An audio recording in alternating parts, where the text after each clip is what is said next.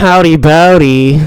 Welcome to Stormworks. My name is Canugan Jeff, and I'm making this video to show you how to use my modular engine controller. So let's see. Here I have an example. Don't mind the fucking box. I tried to make it float earlier and it didn't fucking work. So now I'm in the warehouse.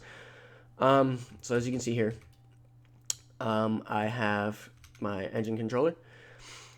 Has variable clutch engagement options. So this option here is at what engine RPS you want your clutch to begin engaging.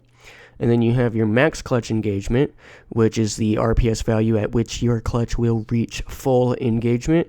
So you can play around with these. You put them super close together, as I have them here, for a quick clutch engagement. If you want your clutch to engage extremely slowly, you can take your max clutch engagement and put it way beyond what your initial clutch engagement value is.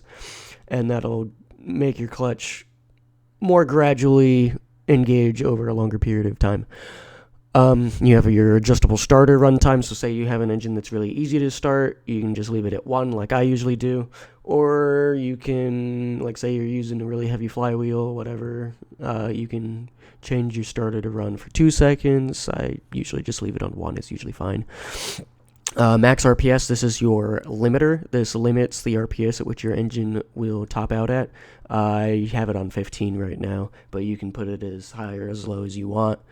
Then you have your idle RPS. This is where you can set where your engine idles. I usually put it at 3. If it's lower than that, it usually dies pretty quickly, but I don't usually put it any higher because I usually don't go above 15 to 10 RPS, so that gives you a good range. So the way that this works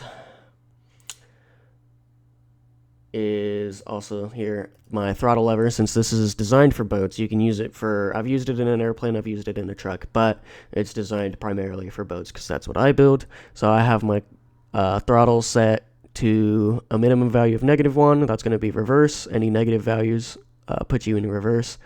Your maximum value is 1. That's obviously all positive values are forward, and it starts in 0, which is neutral. And I have a key button. That's how I start everything. So the way that this is set up, so you have from your key goes to your modular engine controller, and that's going to control your starter and everything, your ignition. I also have it just to set my pumps for cooling and stuff. I always just run that right off the ignition key. They just run all the time. That's just how I do it. So your throttle goes into the controller, and then you have outputs for your air manifold and your fuel manifold. You have an output for your clutch. I have a clutch separate from the initial one that's right on the flywheel because I use this one with a constant number. It's always engaged. That's how I use my electric starter motor, and my generator has an alternator. That's just how that I have this set up. I prefer to use this method. And then you have your reverse output to your reverse gear. And then here, I just have cylinder head composite. That's how your controller gets the data from the engine. And this node here just goes to wherever you send your temperature. If you have a gauge, you want to read it somewhere, you can send that out. So yeah, that's how that works. That's how everything is set up. You can use this on any size engine. You will just have to fiddle with these values for every application. Obviously, you throw this in with any engine, it will work as long as you have all of these tuned, and you'll have to deal with your gearbox ratios too. It just depends on what size engine you're dealing with, what kind of load you're putting on it. So there's some adjustment that you're gonna have to make to get it to work properly. I've recently updated this controller, so this one I just yanked right out of the boat that I've been working on. So this one is actually set up for a much larger engine. I've not really done any tweaking for this test engine, so it acts a little weird, but I'll show you that it does work. The thing that's goofy about it is because it's set up for a bigger engine, I have to like crank up my throttle, and then it should start up just fine. Oh, you know what? Hold on. I had a bigger starter on this before.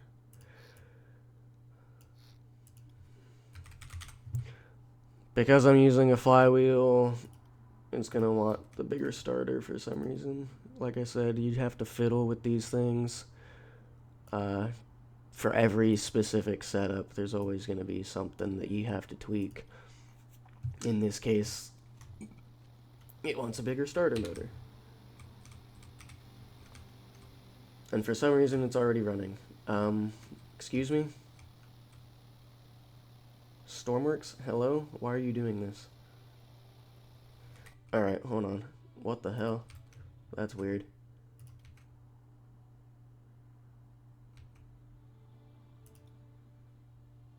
Oh, because I looped it into engine temperature. I'm an idiot. My bad. Where's my starter motor? There we go. Alright. Wow. Goofy. Alright. So now, I'll give this a little bit of throttle and it should start up. Alright, so as you can see, starter motor started it, the engine is running. Oh no, it's not. What the fuck's happening here? Hello?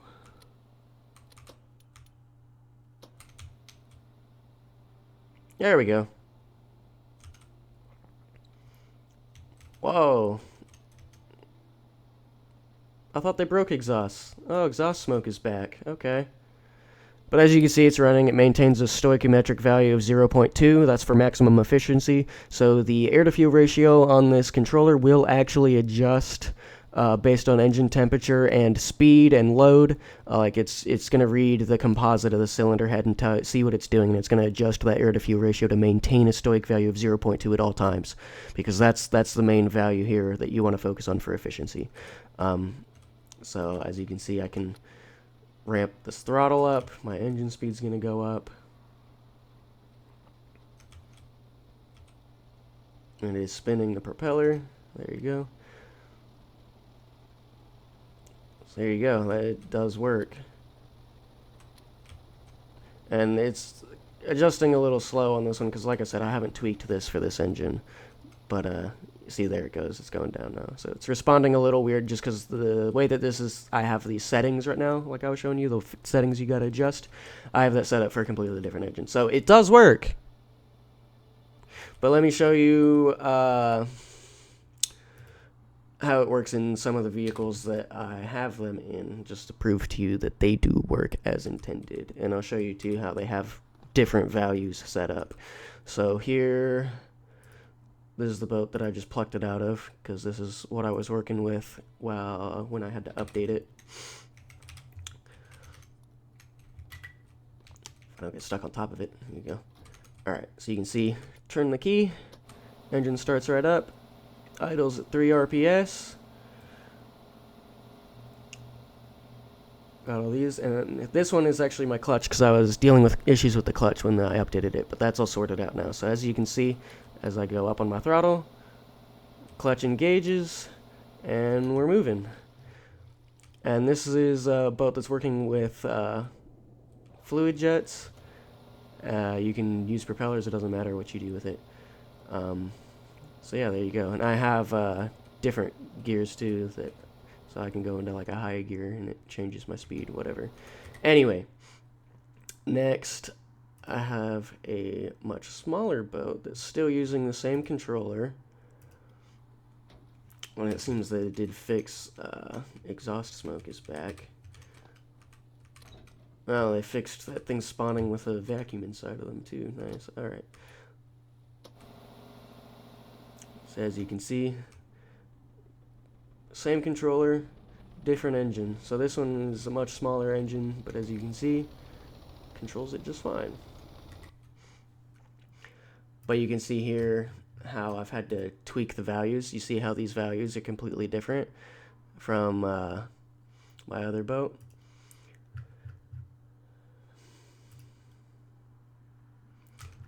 So if I select the thing here, you see. So you're going to have to tweak it. You got to tweak these, and you're going to have to tweak gearbox ratios. It just depends on what vehicle you're using.